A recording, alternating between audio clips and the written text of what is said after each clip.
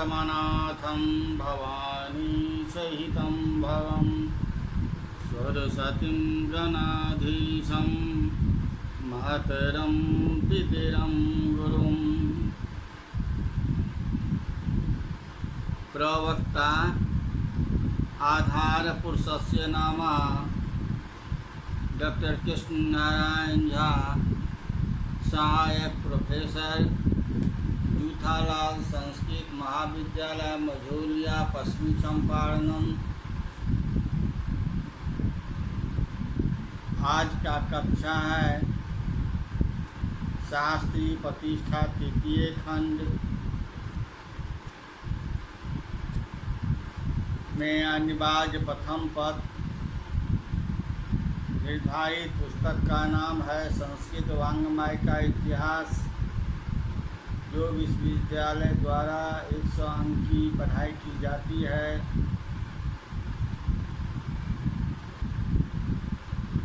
आज का शीर्षक यानी विषय है टिप्पणी के रूप में ऋग्वेद संहिता के बारे में जानकारी प्राप्त करेंगे। पूर्व पाठ की स्मरण कीजिए। संहिता साहित्य के बारे में जानकारी प्राप्त किए थे। वेद शब्द के अर्थ, वेद के महत्व तथा वेद के रचनाकार के उपरांत ही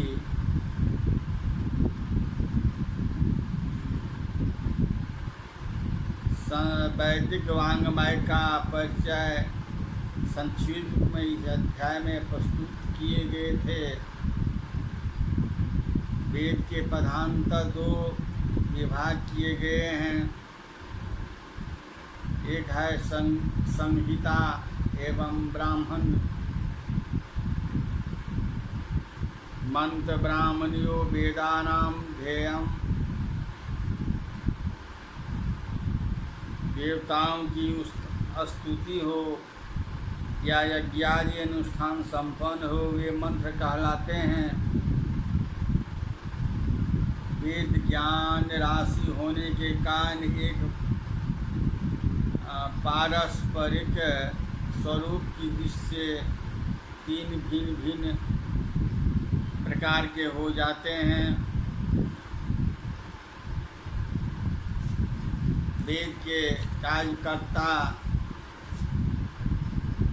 यज्ञ के लिए 4 युक्त ऋतियों की आवश्यकता होती है। इसके बारे में जानकारी दिए थे। पहला होता है होता, दूसरा होता है उद्गाता, तीसरा होता है अध्ययधु, चौथा होता है ब्रह्मा। इस प्रकार पूर्व व्याख्यान में जानकारी संहिता के बारे में जानकारी दिए थे।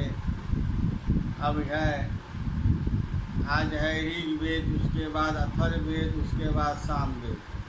इन चारों वेदों में ऋग्वेद संहिता के बारे में जानकारी अभी प्राप्त करने जा रहे हैं। ऋग्वेद संहिता संपूर्ण वैदिक साहित्य में सर्वाधिक महत्व ग्रंथ है। भारतीय सभी विद्वानों ने भाषा, भाव तथा प्राचीनता आदि अनेक दृष्टियों से इनके महत्व को स्वीकार किया है।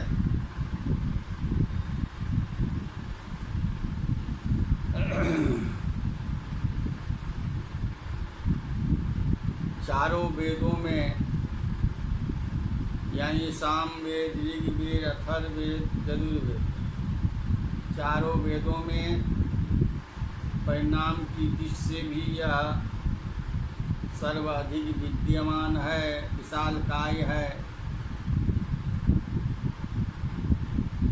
ब्राह्मण साहित्य में चारों वेदों में ऋग्वेद को विशेष महत्व दिया है।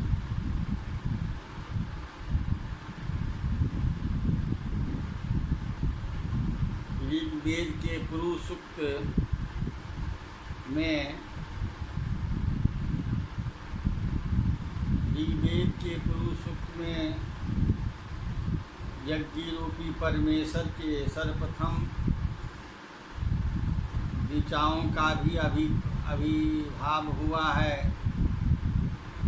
सामवेद आदि की उत्पत्ति तो इनके बाद ही हुई है।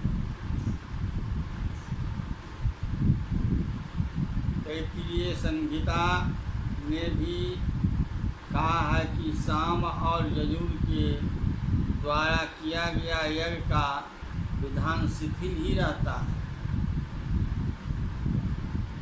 ऋग के द्वारा किया गया अनुष्ठान ही दीर्घ होता है। वर्तमान में संप्रति में ऋग में 2 प्रकार का विभाजन उपलब्ध होता है। एक है अष्टक्रम और दूसरा है मंडलक्रम। अष्टक्रम किसे कहते हैं? ऋग्वेद अष्टक अध्याय। ऋग्वेद के अष्टक अध्याय के वर्ग तथा मंत्र रूप में विभाजित है। पूरे ऋग्वेद में 8 अष्टक है और हर अष्टक में 8 अध्याय है।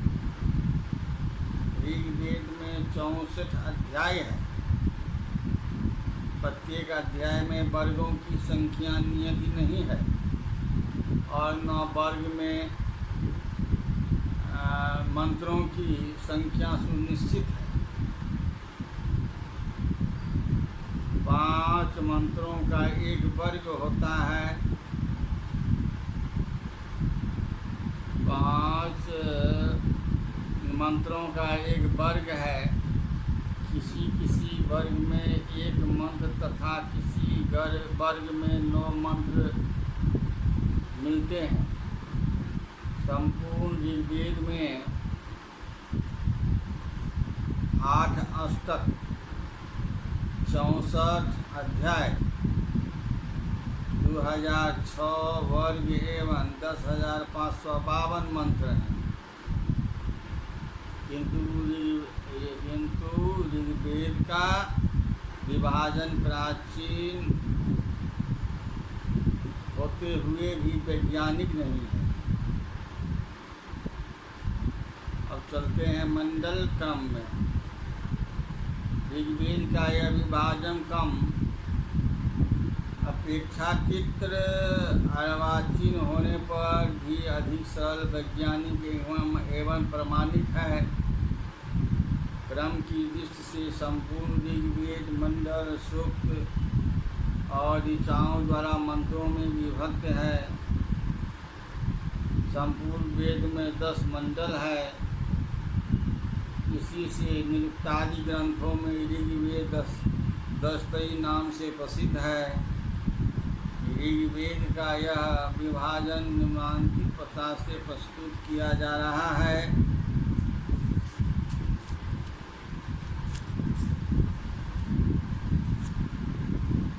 जैसे कि मंडल सूक्त संख्या नवमंत्रा ऋषिना।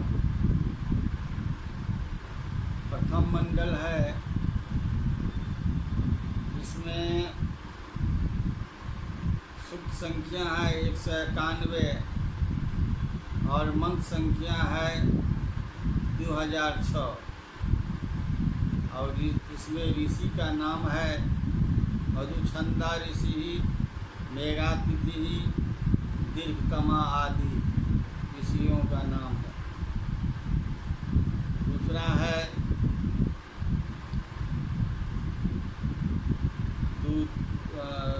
द्वितीय मंडल है, सूक्त संख्या 47, इसमें मंत्र संख्या है 429 और ऋषि का नाम है कुलसमद एवं वंशज। इस प्रकार हम देखते हैं कि 10 मंडल है। 10 मंडल में मिला के कुल संख्या 1028 है। सूक्त संख्या 10 से 28 है और मंत्र संख्या तो कुल हो गया 10,552। इन्होंने विभिन्न ऋषियों द्वारा इन्होंने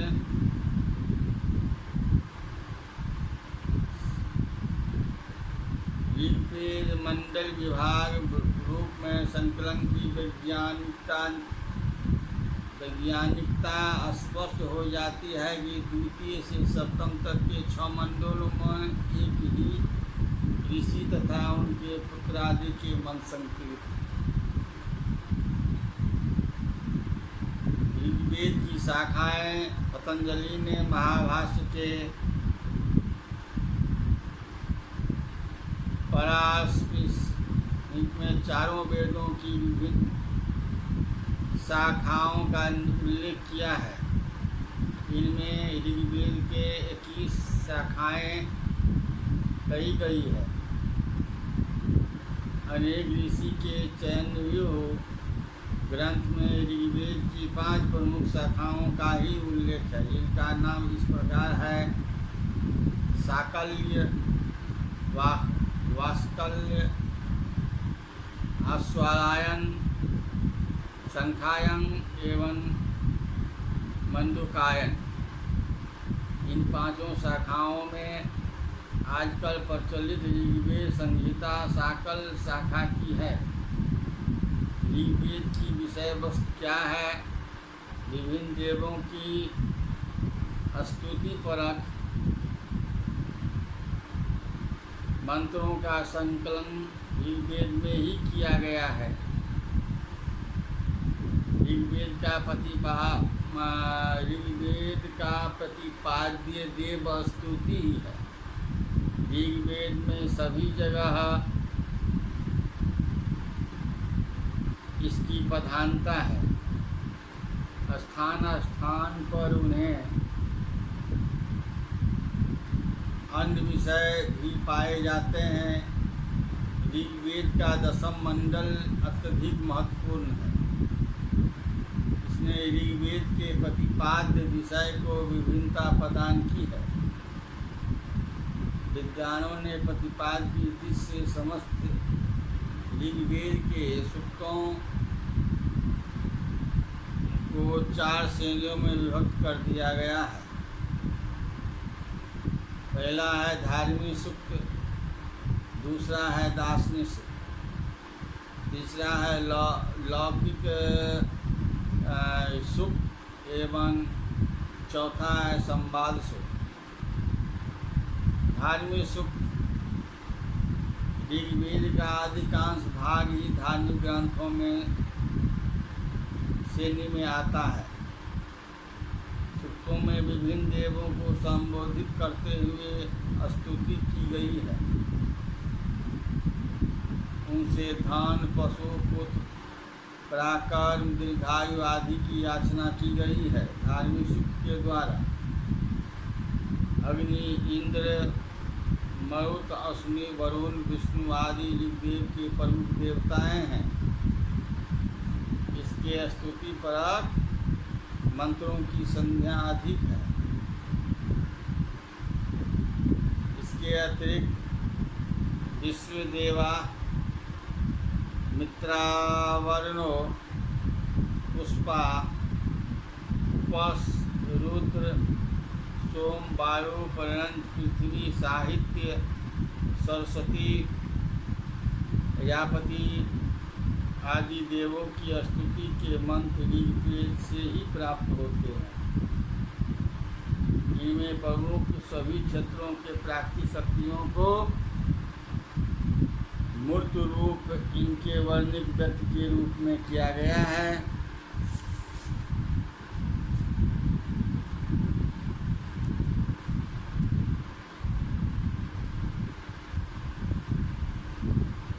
सभी मंत्रों में विभिन्न देवों की स्तुति के साथ साथ इनके स्वरूप, कार्यों, पारस्परिक संबंध आदि का भी सुंदर वर्णन हुआ है। सभी देवों में समान रूप से तेज पवित्रता, तेज एवं प्रवृत्तता, दया, वैसुग्य, हितकारिता आदि विशेषताएं पाई जाती है। सभी देवों का चरित्र उच्च कोटि के हैं। वे सभी देवों न्यायप्रिय, सत्यनिष्ठ एवं कर्तव्यरत हैं। इनमें वरुण सबसे अधिक न्यायपालक चित्तित हुआ है। रीत के उल्लंघन को कदापि क्षमा नहीं करता है। व्यास के निरुक्त के देवल कांड अध्याय 7 से 12 तक समस्त वैदिक देवताओं की 3 चरणों में विभक्त किया गया है। उन तीनों विभागों में एक एक देवता को प्रमुख स्थान दिया गया है। पृथ्वी स्थानीय देव अग्नि है, अंतरिक्ष स्थानीय देव वायु हैं या इंद्र हैं, तथा भू स्थानीय देव सूर्य हैं। विभिन्न गुणों तथा विभिन्न कार्यों के कारण इन तीनों देवों की अनेक नामों से स्तुति की गई है। प्रसिद्ध पाश्चात्य विद्वान प्रोफेसर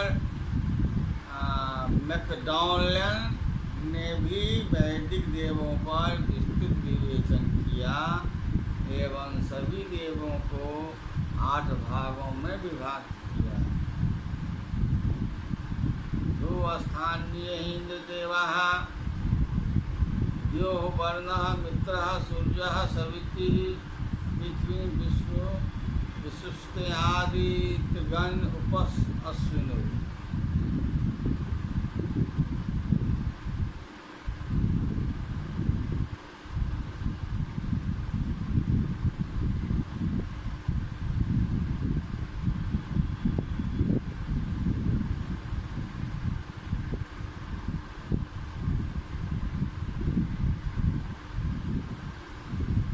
दासनी सूक्तम। दासनी तत्व विवेचन संबंधी सूक्त अपेक्षाकृत अर्वाचीन 10th मंडलम में अधिकांश उपलब्ध होते हैं। दार्शनिक सूक्तों में नासदीय सूक्त, पुरुष सूक्त, हिरण्यगर्भ सूक्त तथा वाक सूक्त स्थली नवीन कल्पना एवं दार्शनिक अमीनता के कारण विद्वान जन नितांत प्रसिद्ध एवं प्रिय रहे।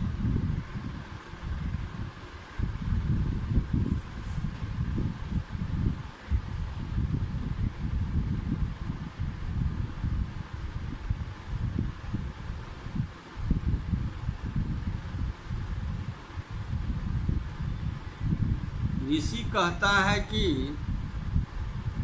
सृष्टि के आरंभ में असत था और न सत, न तो दिन था न रात। ऋषि कहता है कि सृष्टि के आरंभ में न असत था, झूठ बोलने वाला कोई नहीं था, और न सत बोलने वाला था, न तो दिन था और न रात। यानी सृष्टि का अभिव्यंजक कोई भी चिन्ह नहीं था। सर्वप्रथम काम की उत्पत्ति हुई।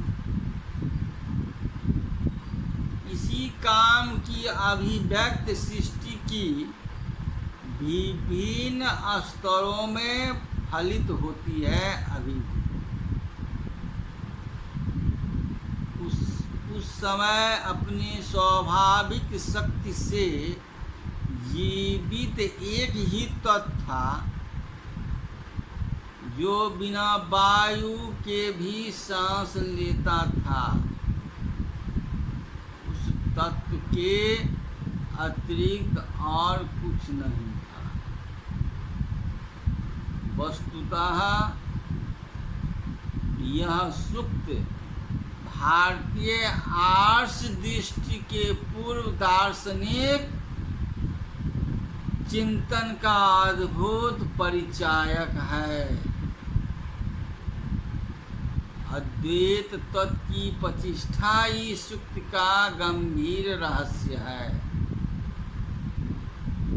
हिरण्यगर्भ सूक्त।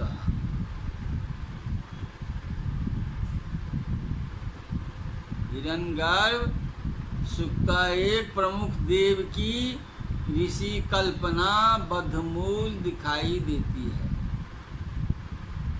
प्रमुख देव पुरुष प्रजापति तथा हिरण्यगर्भ नाम से स्तुत है। यह हिरण्यगर्भ सृष्टि के आदि में विद्यमान समस्त विश्व का धारण करता तथा रक्षक, समग्र भूतों का शासक, राजा तथा मृत्यु का भी शासन करता था। इस सूक्त के अधिकांश मंत्रों का अंतिम चरण है कस्मै देवाय हविखा विधेयम्।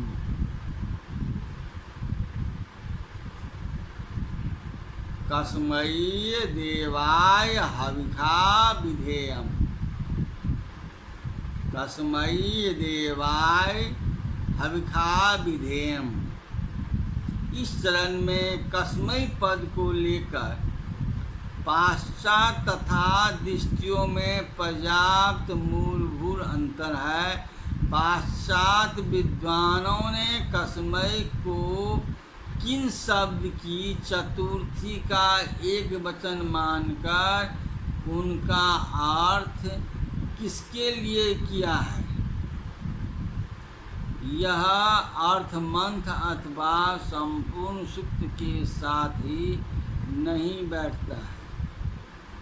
नियुक्त तथा सायन आदि की दृष्टि में कपया शब्द प्रजापति का बोधक है, किंतु शब्द से भी अर्वाचीनता का बोध होने के कारण यह भी शक्य भाव संपन्न प्रजापति का ही सूक्त है।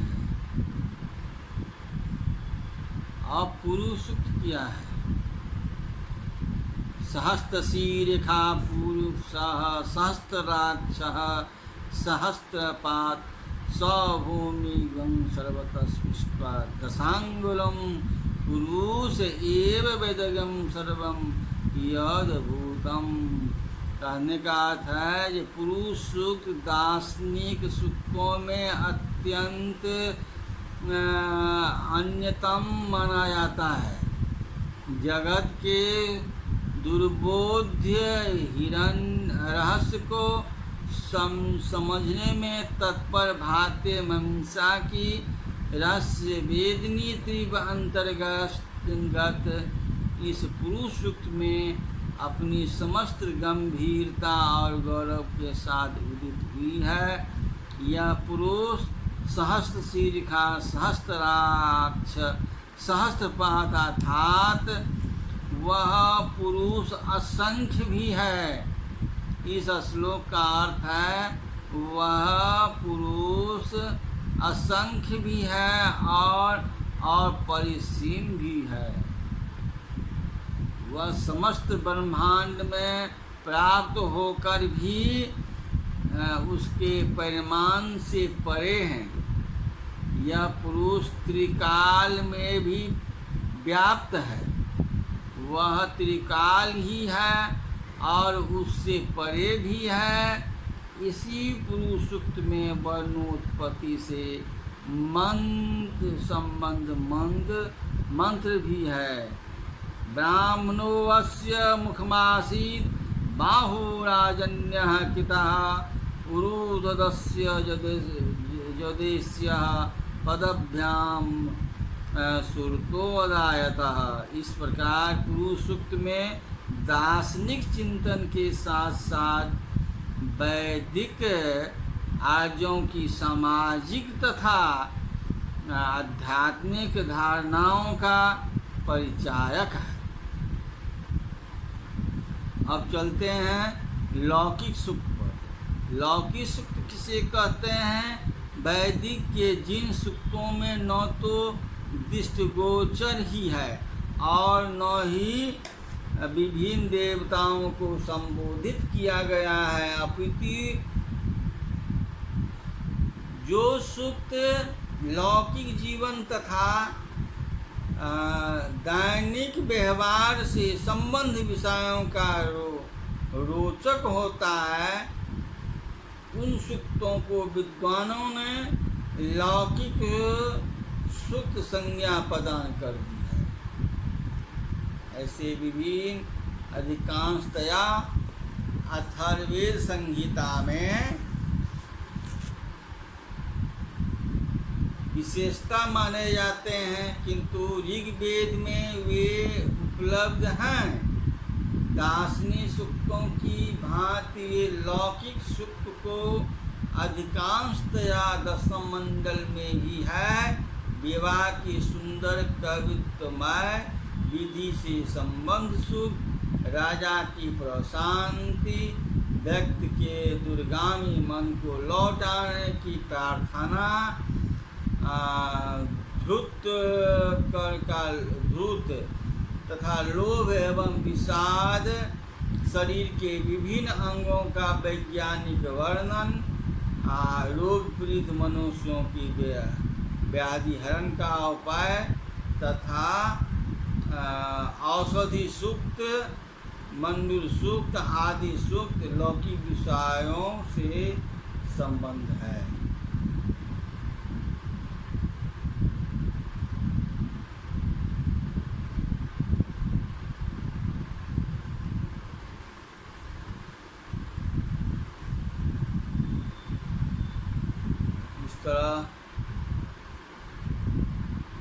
संहिता साहित्य के अंतर्गत ऋग्वेद के बारे में अभी जानकारी प्राप्त किए हैं।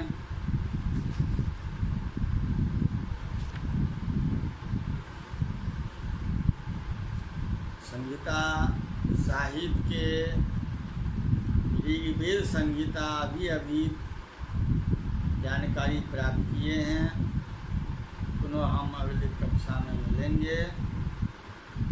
इति संपूर्णम समाप्तम।